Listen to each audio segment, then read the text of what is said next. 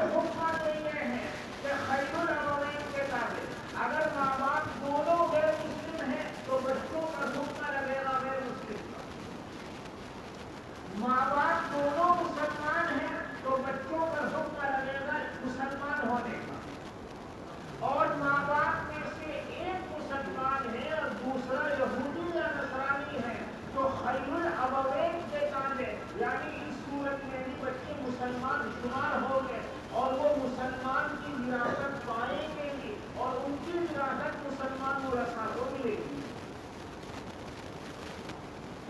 یہ تو ہے دنیاوی حکم، اور اخروی حکم کیا ہے؟ میں دیکھ رہا ہوں کہ سب جلدی کسی طریقے سے اس طرح کہتے ہیں جیسے پتہ نہیں، تو میں نے آپ کو بتلایا خیر الابوین کے تابع۔ اخروی حکم کیا ہے؟ مسلمانوں کے بچے جو نابالغی کے زمانے میں مرے ہیں ان کے بارے میں تقریباً اجماع ہے کہ سب وہ ناجی ہیں، جنت میں جائیں گے۔ بولنا چاہیے نا۔ مسلمانوں کے بچے تقریباً ان کے بارے میں اجماع ہے کہ وہ سب ناجی ہیں جنت میں۔ اور اطفال مشرکین کے وہ بچے جو نابالغی کے زمانے میں مرے، اخروی ان کا حکم کیا ہے، تو اس سلسلے میں بہت سارے اقوال ہیں۔ مثلا ایک قول یہ ہے کہ وہ بھی اپنے ماں باپ کی طرح جہنمی، ماں باپ کی طرح وہ بھی جہنم میں جائیں گے، مگر اس قول کا باطل ہونا بدیہی ہے، اس لیے کہ عذاب اسی کو دیا جائے گا جس نے کفر و شرک کیا ہو، معصیت کیا ہو، اور ان بچوں نے نہ کفر و شرک کیا نہ معصیت کیا، لہذا بغیر سزا کے عذاب دیے جانے کا کوئی مطلب نہیں، بس یہ قول بدیہی المطلق۔ دوسرا قول یہ ہے کہ مشرکین کے بچے اعراف میں رکھے جائیں۔ اعراف وہ جگہ ہے جہاں نہ جہنم کا عذاب ہوگا نہ جنت کی نعمتیں ہوگی۔ ایسے مسلمان جن کے نامۂ اعمال میں گناہ اور نیکیاں یکساں ہیں، ان کے لیے اعراف میں رکھا جائے گا ایک وقت تک، اور پھر ایک وقت کے بعد وہاں سے نکال کر انہیں جنت میں بھیجا جائے گا۔ تو یہ جو مشرکین کے بچے ہیں یہ بھی اعراف میں رکھے جائیں گے، مگر یہ قول بھی صحیح نہیں ہے، اس لیے کہ اعراف ہمیشہ رہنے کی جگہ نہیں ہے، ہمیشہ رہنے کی جگہ یا تو جنت ہے یا جہنم ہے، ہمیشہ رہنے کی جگہ اعراف نہیں ہے۔ ایک قول یہ ہے کہ قیامت کے دن ان کا باقاعدہ امتحان ہوگا، اور جو امتحان میں کامیاب ہوگا وہ جنت میں جائے گا، اور جو ناکام ہوگا وہ جنت میں نہیں جائے گا، جہنم میں جائے گا۔ مگر علماء نے اس قول کو غیر صحیح قرار دیا ہے، اس لیے کہ جو قیامت کا دن ہے وہ دارالعمل نہیں ہے بلکہ دارالجزا ہے۔ دنیا دارالعمل ہے، اور دنیا سے جب گزر گئے تو دارالعمل گزر گیا، اب تو دارالجزا ہے، لہذا قیامت کے دن امتحان ہونے کے کوئی معنی نہیں، کیونکہ وہ دارالعمل ہے ہی نہیں۔ ایک قول یہ ہے کہ وہ جنتیوں کے خادم ہوں گے، وہ بچے جنتیوں کے خادم ہوں گے۔ علماء کرام نے اس قول کو بھی رد کیا ہے، اس لیے کہ کسی مرفوع حدیث سے اس قول کی تائید نہیں ہوتی، اور وہ جو قرآن کریم میں ہے والولدان مخلدون، وہاں بچوں سے وہ بچے مراد ہیں جو جنتی مخلوق ہیں، وہ دنیا سے ہو کر نہیں گئے. جیسے جنت میں جو حور عین ملے گی وہ دنیا کی عورتیں ہیں یا جنتی مخلوق ہیں. اسی طرح والولدان المخلدون میں وہ بچے جو جنتیوں کے خادم ہوں گے وہ تو جنتی مخلوق ہیں، وہ دنیا کے بچے مراد نہیں ہیں. اور ابو الحسن اشعری رحمہ اللہ فرماتے ہیں کہ اطفال مشرکین بھی جنتی ہیں، اطفال مسلمین کی طرح. ابو الحسن اشعری کہتے ہیں کہ اطفال مشرکین بھی جنتی ہیں، اطفال مسلمین کی طرح. مگر جمہور کا قول، امام ابو حنیفہ، امام شافعی، امام مالک اور عام طور پر علماء کا قول اس سلسلے میں یہ ہے کہ توقف کیا جائے اطفال مسلمین کے بارے میں. توقف کیا جائے یعنی کوئی حکم نہ لگایا جائے، نہ ان کو جنتی کہا جائے نہ جہنمی کہا جائے، بلکہ اللہ اعلم بما كانوا عاملین، اللہ زیادہ بہتر جانتے ہیں کہ ان کے ساتھ کیا معاملہ کرنا ہے. روایتوں میں بہت تعارض ہے. بعض روایتوں سے پتہ چلتا ہے کہ اطفال مشرکین بھی جنت میں جائیں گے، اور بعض روایتوں سے پتہ چلتا ہے وہ اپنے ماں باپ کے ساتھ جہنم میں جائیں گے. اور تقدیم و تاخیر کا پتہ نہیں کہ کون سی روایت پہلے ہے کون سی روایت بعد میں ہے، یہ معلوم نہیں کہ ہم ناسخ و منسوخ بنا دیں. اور روایتوں کے اعتبار سے، سند کے اعتبار سے جو سب سے مضبوط روایت ہے وہ یہ روایت ہے جس میں حضور سے سوال کیا گیا تو انہوں نے کہا اللہ اعلم بما كانوا عاملین، اللہ بہتر جانتے ہیں کیا معاملہ ہوگا. سند کے اعتبار سے سب سے اچھی روایت یہ ہے.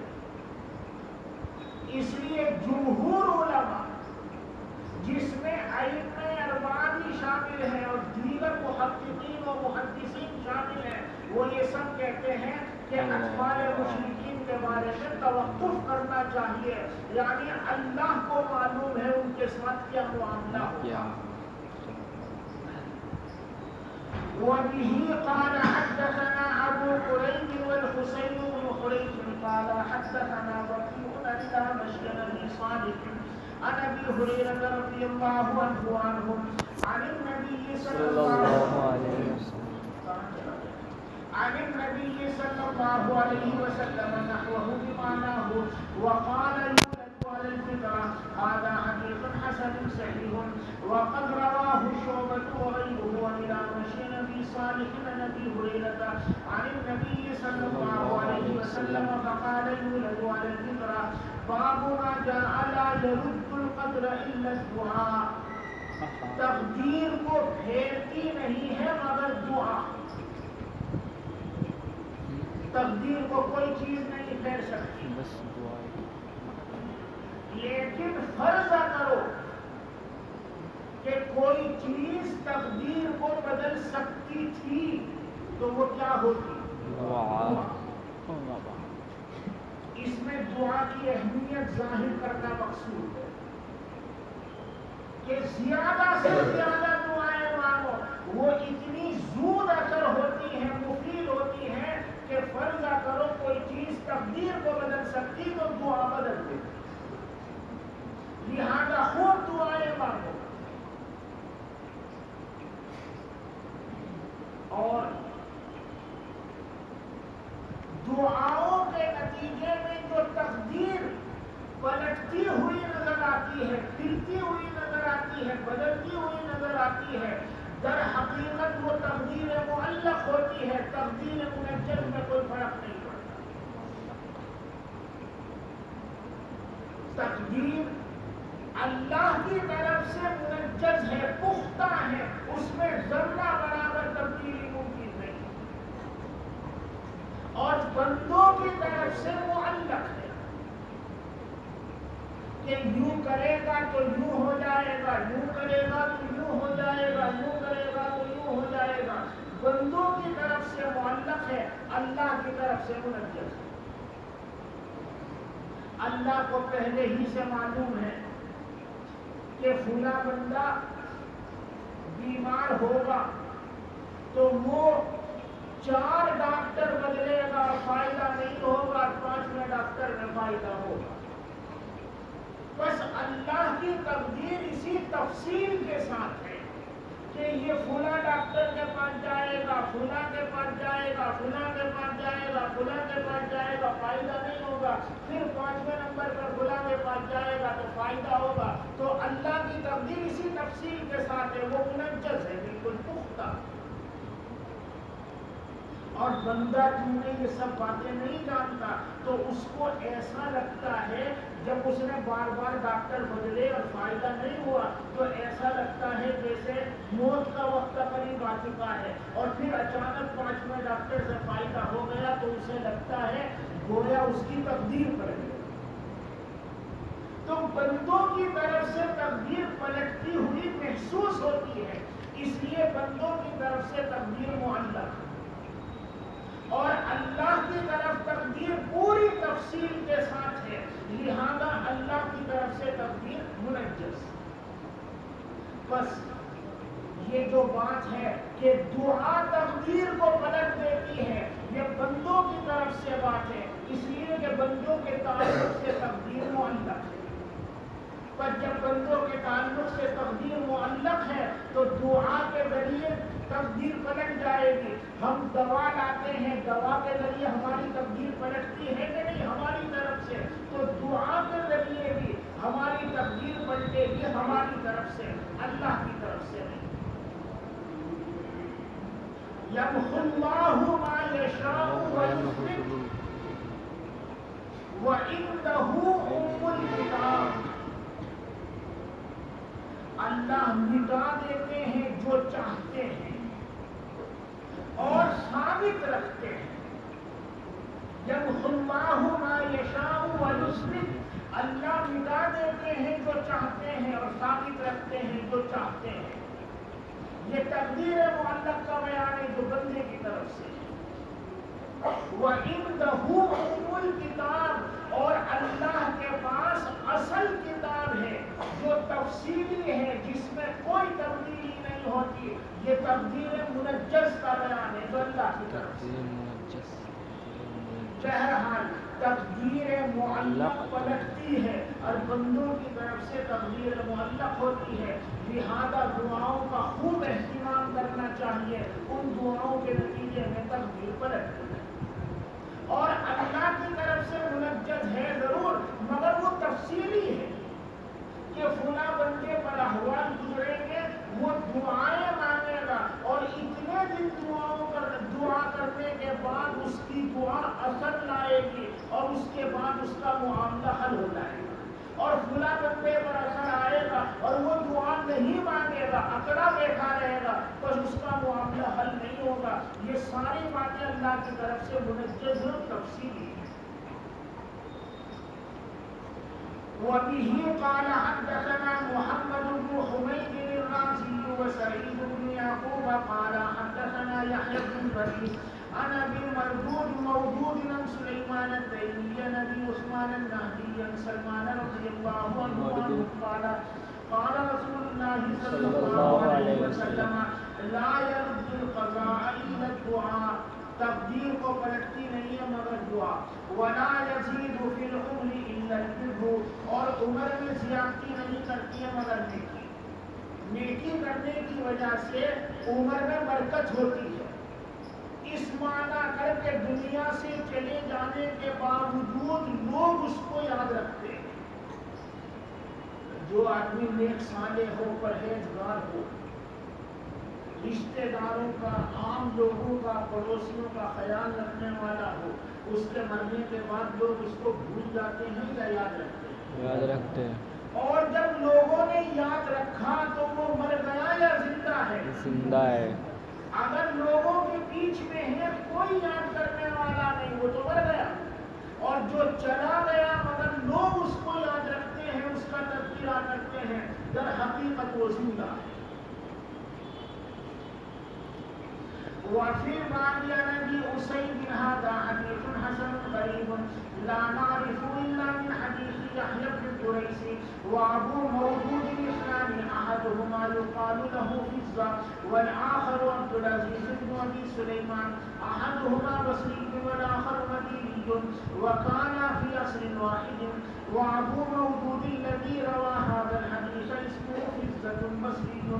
باب ما جاء أن القلوب بين إصبعي الرحمن. تمام انسانوں کے دل رب العالمین کی دو انگلیوں کے بیچ میں ہے. اب یہ دو انگلیوں کے بیچ میں اس کو الٹنے پلٹنے میں کوئی محنت ہے یا سیکنڈ بھر میں الٹا پلٹا جا سکتا ہے؟ بس ہمیشہ اللہ سے دعا مانگو کہ اے اللہ اللہم ثبت قلوبنا علی دینک وطاعتک. ہمارے قلوب ان کے دستور میں ہیں، جو چاہیں وہ معاملہ فرما سکتے ہیں، جدھر چاہیں اس کو پلٹ سکتے ہیں. بس دین پر، اطاعت پر اور شریعت پر ثابت قدمی کی مسلسل دعائیں مانگتے رہنا چاہیے. حضور اکرم صلی اللہ علیہ وسلم بکثرت دعا مانگتے تھے. وبه قال حدثنا أبو حناد قال حدثنا أبو معاوية عن الأعمش عن أبي سفيان عن أنس رضي الله عنه قال كان رسول الله صلى الله عليه وسلم يكثر أن يقول يا مقلب القلوب ثبت قلبي على دينك. حضور بکثرت فرمایا کرتے تھے اے دلوں کے پلٹنے والے میرا دل اپنے دین پر ثابت فرما.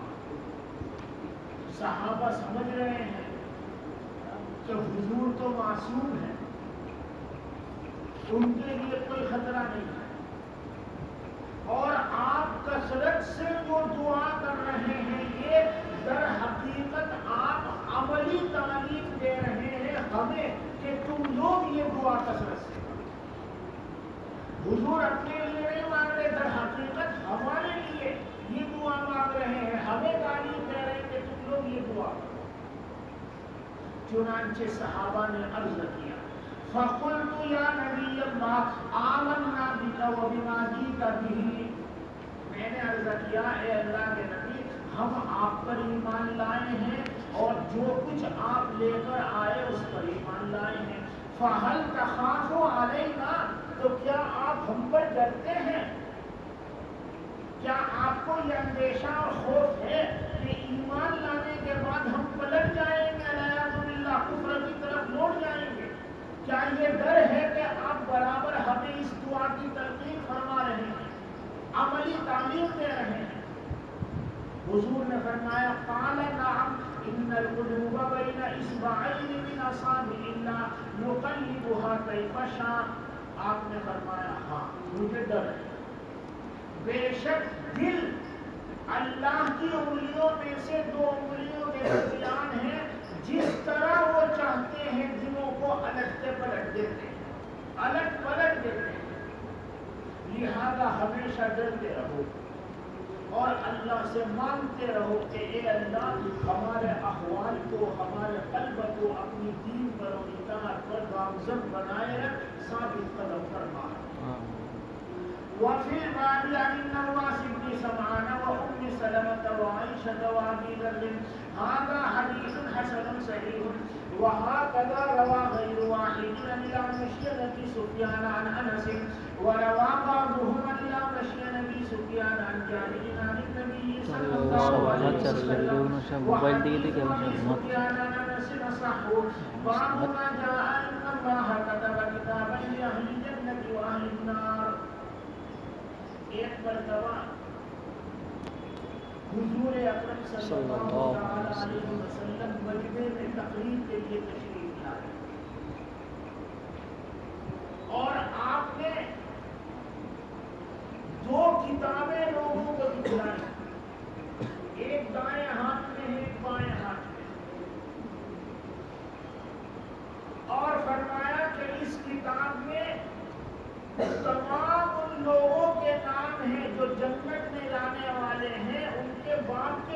کے ساتھ، اور آخر میں مہر لگا دی گئی ہے، اب ایک نام نہ گھٹے گا نہ بڑھے گا۔ اور اس کتاب میں تمام ان لوگوں کے نام ہیں جو جہنم میں جانے والے ہیں، ان کے آبا کے نام کے ساتھ، اور آخر میں مہر لگا دی گئی ہے، اپنا کوئی نام گھٹے گا نہ بڑھے گا۔ اس کے بعد رسول اللہ صلی اللہ علیہ وسلم نے وہ کتابیں پھینک دی، یعنی ایسا لگا گویا پیچھے پھینک رہے ہیں، مگر در حقیقت پیچھے فرشتے ہوں گے، وہ انہوں نے دیکھ لی۔ اب آج کے زمانے میں اس کو سمجھنا بہت آسان ہے، پرانے زمانے میں تو لوگ یہ بحث کرتے تھے کہ حضرت آدم سے لے کر قیامت تک تمام لوگوں کے نام کتاب میں آ گئے، رجسٹر میں آ گئے، اور حضور ہاتھ میں لے کر آ گئے دکھا رہے ہیں، کیسے کتنی بڑی کتاب ہو جائے جب کیسے حضور نے اٹھائی، کیسے دکھایا۔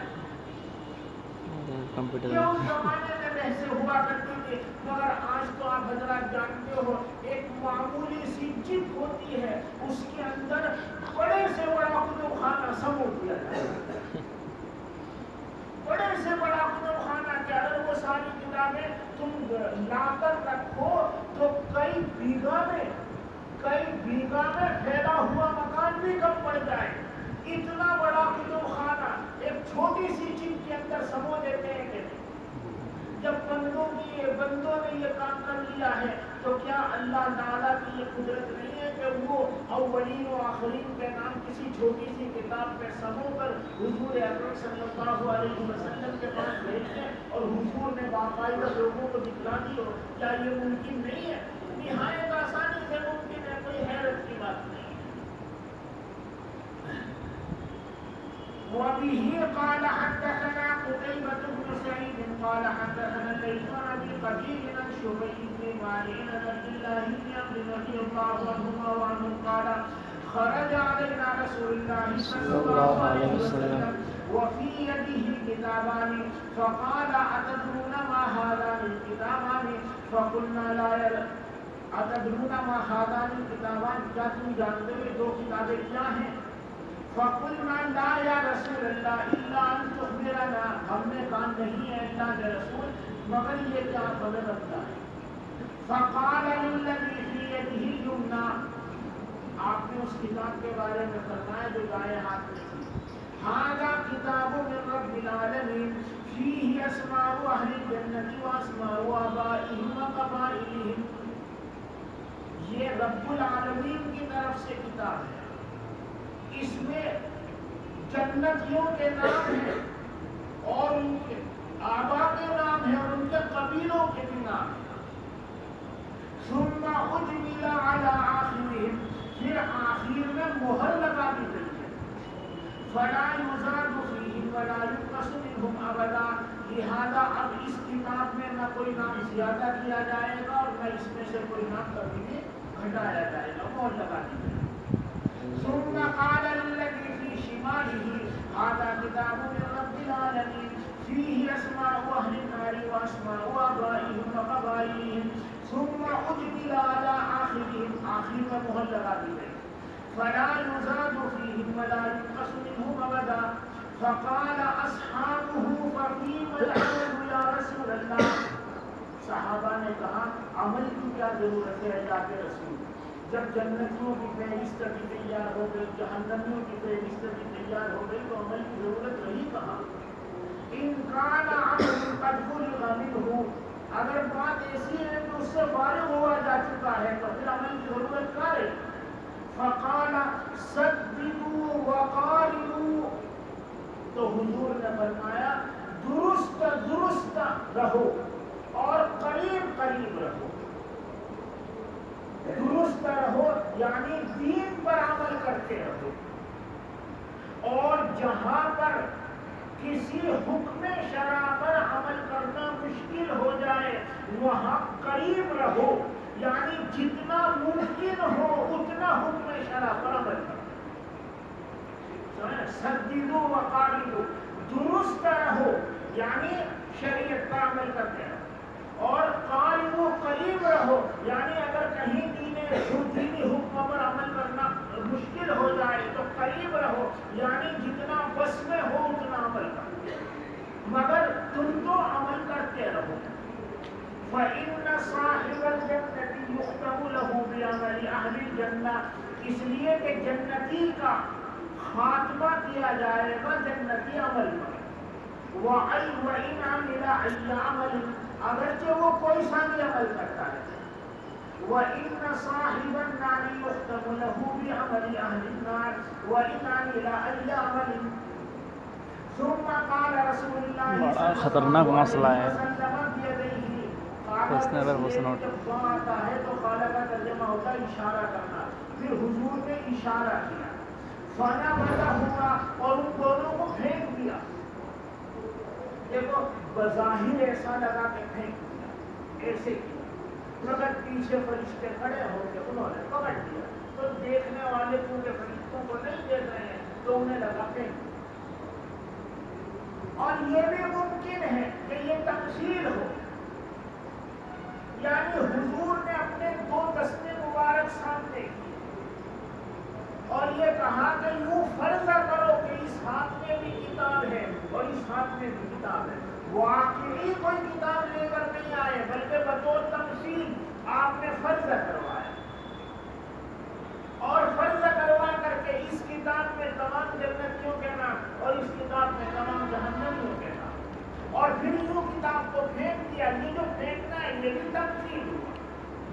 اگر واقعی کتاب تھی تو پھینکنا در حقیقت پیچھے کھڑے فرشتوں کو دینا ہے، اور تفصیل ہے تو جس طرح کتابوں کا اشارہ کیا گیا ہے پھینکنے کا بھی اشارہ کیا گیا ہے۔ ثم قال فرغ ربكم من العباد فریق فی الجنۃ وفریق فی السعیر، آپ نے فرمایا تمہارا رب بندوں سے فارغ ہو چکا ہے، ایک جماعت جنت میں جائے گی اور ایک جماعت جہنم میں جائے گی۔ اب آپ بتلائیے، یہ جو کتابوں میں سب کے نام لکھے ہوئے ہیں جنتیوں کے، اور یہ جو اس کتاب میں سب کے نام لکھے ہوئے ہیں جہنمیوں کے، یہ تقدیر کا مسئلہ ہے یا شمول علم کا مسئلہ ہے؟ شمول علم کا مسئلہ ہے۔ اللہ نے تو انسان کو پیدا کر دیا ہے جزوی اختیار کے ساتھ، اور یہاں آ کر تقدیر ختم ہو گئی۔ اب کون بندہ اپنے جزوی اختیار سے جنت والا عمل کرے گا اور کون بندہ جزوی اختیار سے جہنم والا عمل کرے گا، یہ اللہ کو پہلے سے پتا ہے، کیونکہ آپ کا علم عام ہوتا ہے۔ بس آپ نے فہرست تیار کر رکھی ہے، بس آپ کے لکھنے کی وجہ سے کوئی جنتی یا جہنمی نہیں بن رہا ہے۔ جو جنتی بن رہا ہے اپنے عمل کی وجہ سے بن رہا ہے، جو جہنمی بن رہا ہے اپنے عمل کی وجہ سے بن رہا ہے، اور اللہ نے جو فہرست تیار کی ہے وہ اپنے علم کے مطابق کی ہے، مگر چونکہ اللہ کا علم کامل ہے بس اس کے اندر کمی بیشی نہیں ہو سکتی۔ بس یہ تقدیر کا مسئلہ نہیں، یہ شمول علم کا مسئلہ۔ میں نے پیچھے کئی مرتبہ اس بات کو سمجھایا ہے اور یہ بات واضح کی ہے کہ اگر تم تقدیر کی سرحد کہاں ختم ہو رہی ہے اور شمول علم کی سرحد کہاں سے شروع ہو رہی ہے، اس فرق کو کرنے میں کامیاب ہو جاؤ تو تقدیر کے مسئلے آسان ہو جائیں گے۔ قال حدثنا قتيبة قال حدثنا بكر بن مضر عن الطويل نحوه وفي بعض عن ابن عمر هذا حديث حسن صحيح غريب وأبو قبيل اسمه خيلد بن هانئ وبه قال أخبرنا علي بن حجر قال حدثنا إسماعيل بن جعفر عن حميد بن أنس رضي الله عنه قال قال رسول الله صلى الله عليه وسلم إن الله إذا أراد بعبد خيرا استعمله، اللہ جب کسی بندے سے خیر کا ارادہ فرماتے ہیں تو اس کو استعمال فرماتے ہیں، اس کو استعمال کرتے ہیں۔ فقیل کیف یستعملہ یا رسول اللہ، پوچھا گیا اے اللہ کے رسول کس طرح استعمال کرتے ہیں؟ قال یوفقہ لعمل صالح قبل الموت، اس کو مرنے سے پہلے نیک عمل کی توفیق مرحمت فرما دیتے. کسی کو نیک عمل کی توفیق مل جانا اللہ کا اس بندے کے ساتھ خیر کا ارادہ کرنے کی دلیل ہے.